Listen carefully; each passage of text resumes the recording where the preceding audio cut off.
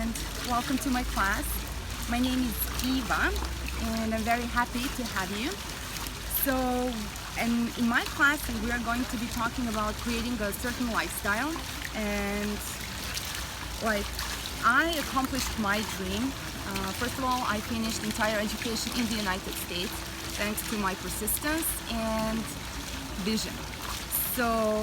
And then I was working in a bank for 7 years.